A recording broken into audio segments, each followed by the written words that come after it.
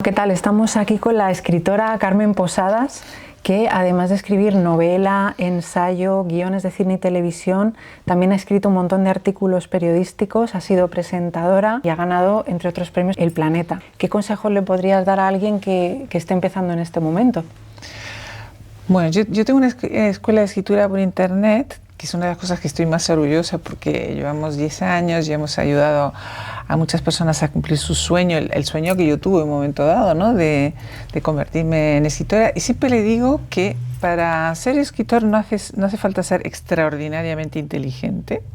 Si tú miras la lista de bestsellers, te das cuenta que tienen éxito una gente bastante poco brillante. Tampoco hace falta ser extraordinariamente culto. No sé si a ti te ha pasado que estás leyendo una novela de alguien que dices, ahora te vas a enterar lo mucho que sé. Y te tumba a base de datos, de fechas, de batallas y casi te mata. Sí. Bueno, pues ese es otro peligro. Sí, Sin embargo, hay que tener tres cualidades para ser un escritor. Hay que ser una persona sumamente curiosa. Un escritor es alguien que se hace preguntas todo el rato. Hay que ser un gran lector. Es indispensable, porque si no estás descubriendo el Mediterráneo permanentemente. Y después saber que esto de la literatura, como otras cosas muchas en la vida, no son los 100 metros lisos, es la maratón y el que resiste gana. O sea que a lo mejor al principio te cuesta muchísimo que te publiquen, que incluso que te lean, pero el que resiste gana. Yo quería hablarte también un poco del tema del humor, porque es cierto que no era un terreno muy habitual para las mujeres, que las mujeres se movieran en el terreno del humor y además humor en la escritura, que es más atrevido todavía, ¿no? A veces se consideraba un tanto como fuera de lugar. Yo no concibo la literatura sin humor. Y soy capaz de descubrir el humor en los sitios más inverosímiles. Por ejemplo, yo me he reído a carcajadas con la Metamorfosis de Kafka, que es una cosa muy trágica y muy terrible, pero también tiene ese punto de humor. O sea que la literatura que yo valoro es la que tiene sentido del humor.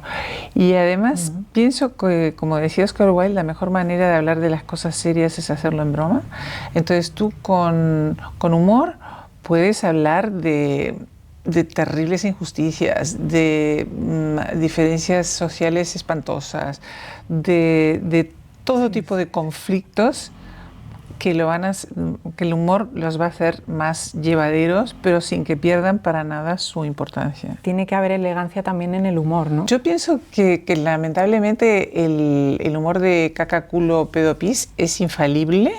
O sea, es absolutamente infalible, no se sabe por qué, todo el mundo se troncha con esas cosas y es así. Pero yo pienso que a los que nos están viendo tenemos que decirle que tiene que aspirar a algo más. Es verdad que ese es un recurso facilón y de vez en cuando lo puedes utilizar, no pasa nada, pero es más útil, o por lo menos para mí más importante, el cultivar el humor inteligente. Llevar hacia una complejidad estableciendo pequeños retos estimulantes, ¿no? En lugar de que todo sea un contenido más plano, más sencillo, quizá por miedo a que no te entiendan, pecar de excesiva simpleza a veces nos puede llevar a lugares poco interesantes. Es una pena, además nosotros tenemos que aspirar al máximo. Es como esa frase, apunta a las estrellas, a lo mejor no las vas a alcanzar, pero llegarás lejos.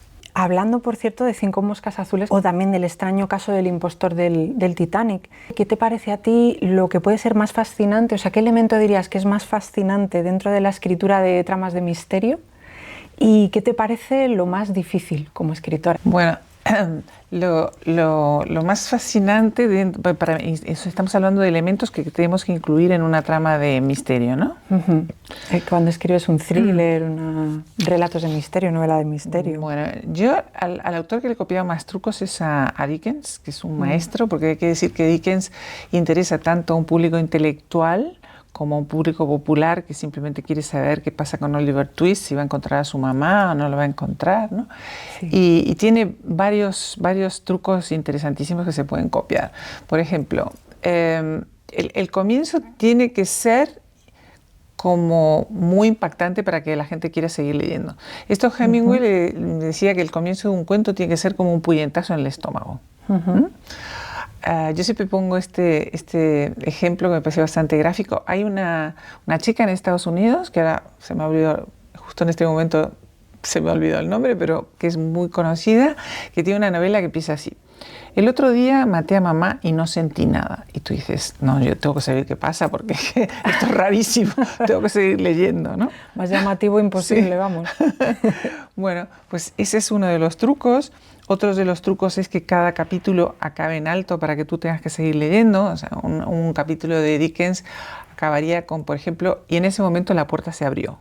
Entonces tú estás leyendo, son las 4 de la mañana, al día siguiente te tienes que levantar muy temprano, pero tú dices, no, yo tengo que saber qué hay detrás de esa puerta, ¿no? Sí, sí, sí. Y después otro truco infalible de Dickens es con respecto al amor, que siempre parece que el chico se va a juntar con la chica y casi la cosa está hecha, pero de repente una dificultad los aleja. Y bueno, y otra vez se vuelven a juntar, pero mira tú por dónde pasa otra catástrofe que se alejan. Lo cual es mucho más interesante. Así tienes al lector en vilo hasta el final. La escritura del guión como un reto muy apasionante para todo escritor, ¿no? Ponerte a escribir un guión y sabes que no te puedes meter en la mente de los personajes y expresar lo que están sintiendo, sino que tienes que limitarte a que todo sea muy objetivo, lo que está pasando en ese momento y ya está, y dar breves acotaciones. ¿Cómo ha sido tu experiencia en ese terreno? Pues un poco desastrosa, si quieres que te diga la verdad. Porque como guionista solamente hice una película hace 1000 años y los actores eran Antonio Banderas, Imanol Arias y Ángela Molina, y era un remake de una película de Edgar Neville, que es un grandísimo director de los años 30, 40, por ahí. Y yo lo que hice fue poner al día esa comedia, que era alta comedia, que ocurre en esos años, en los 40, en los 50. Pero luego vino otro guionista y lo cambió, luego vino el director y lo cambió, luego vino el productor y lo cambió. Y cuando se rodó la película, lo único que quedaba de todo lo que yo había escrito era una escena en la que Antonio Banderas tocaba el piano La Cucaracha. El resto había volado por completo. Entonces, yo admiro muchísimo a los guionistas porque me parece un trabajo muy ingrato, ¿sabes? Yo cuando escribo novelas soy Dios y escribo lo que me da la gana. Sí, sí, pero los guionistas tienen que estar luchando con toda esa cantidad de gente que se mete en su trabajo y que además le dice, uy, no, esto es carísimo. En vez de que vaya me da igual, en vez de que vaya en moto, mejor coche, que vaya en scooter. Y tú ya te arruina toda la escena porque no es lo mismo ir en coche que en scooter, ¿no? Estar ahí mutilando, sí. Ahora que hablamos del guión, ¿cuál ha sido el género en el que más a gusto te has sentido tú, ¿no? Escribiendo. A mí el género que más me gusta es el cuento, porque es un reto para un escritor. O sea, si tú escribes un cuento, tienes que crear una atmósfera, tienes que crear unos personajes, tienes que crear una situación, tienes que contar una historia y cerrarla en muy pocas páginas. Y eso para mí es más difícil que escribir una novela. Así que si a todos los que nos ven quieren verdaderamente foguearse y aprender los rudimentos de la literatura, que sean cuentistas. Decía Cortázar que la diferencia entre un cuento y una novela es que el cuento es como una fotografía y la novela es como una película. Y es verdad que hay fotografías que son obras de arte, ¿no? Es lo mismo que un cuadro, por ejemplo, ¿no? Como escritora, ¿podrías mencionar algo que hayas aprendido a través de tus años de carrera? A ver, bueno, he aprendido muchísimas cosas, entre otras a no precipitarme, porque yo quiero acabar las cosas rápido. Entonces, no sé cuánto, pues... bueno, ya he contado mucho, voy a cerrar esta novela. Al final la cierras en falso, por ejemplo, ¿no? Hay que trabajar muchísimo los principios de las novelas y de los cuentos, y hay que trabajar muchísimo los finales. Eso es importantísimo. Y después otra cosa que he aprendido también es que todo lo que tú escribes tiene un movimiento de rotación y un movimiento de traslación. Ahora tengo que esperar a explicar esto porque si no suena muy raro. ¿Qué quiere decir? Quiere decir que un movimiento de rotación es que todo lo que tú estás escribiendo tiene que tener interés per se. O sea, estás contando algo, me da igual, estás describiendo una situación o estás poniendo un diálogo, pero tiene que tener interés per se, pero al mismo tiempo tiene que tirar del hilo Y eso sería el movimiento de traslación para que la novela fluya y vaya hacia adelante. Se ha hablado mucho, ¿no?, en el mundo de la literatura de lo que se puede o no se puede hacer por la cultura, de cuál es el papel de las editoriales. ¿Tú qué crees que haría falta para, por ejemplo, apoyar a los nuevos escritores? Cosas que se pudieran hacer, ¿no?, desde las editoriales o que pudieran hacer los mismos escritores. Bueno, lo primero que hay que decir que ahora es más fácil que nunca que te publiquen. O sea, por ejemplo, cuando yo empecé, había una pescadilla que se muerde la cola que era: no me conocen, no me publican, no me publican, no me conocen, y de ahí no salías. Sí. ¿No? Ahora hay muchísimos autores que han colgado sus novelas en internet, han empezado a tener muchas visitas, las editoriales se han interesado por ellas y han tenido un éxito enorme. Sin ir más lejos, uno de los mayores éxitos editoriales de los últimos años, Las sombras de Grey, empezó así. No es mi libro favorito, pero ha vendido millones y millones y millones de libros, ¿no? O sea que esa posibilidad existe.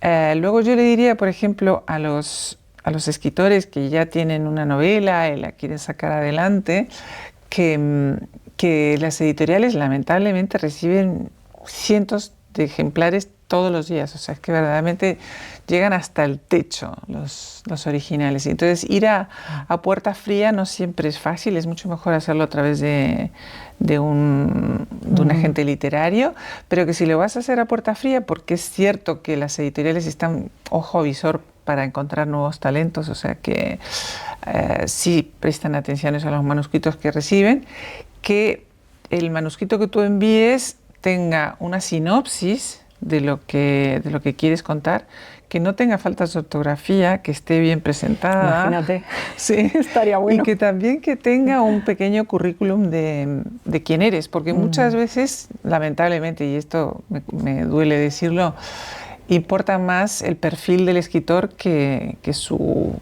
texto. En el sentido de si puede ser conocido, si puede tener más visualización. Sí. O cuántos seguidores tienes en Instagram. Sí. Claro. Lamentablemente esas cosas cuentan ahora.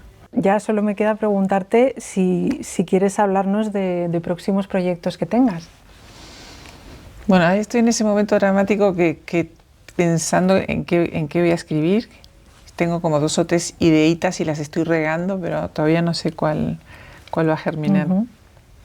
¿Nos puedes dar una pista sobre si es novela, si es relatos? Sí, no, va a ser novela y seguramente un poco con la misma fórmula que yo uso siempre, porque yo tengo como una receta de cocina que es la que a mí me gusta aplicar, y los ingredientes son un retrato psicológico de los personajes, una sátira social, una intriga por ahí, un poquito de amor, y luego todo eso se revuelve con humor y se sirve muy frío. Esa es la receta.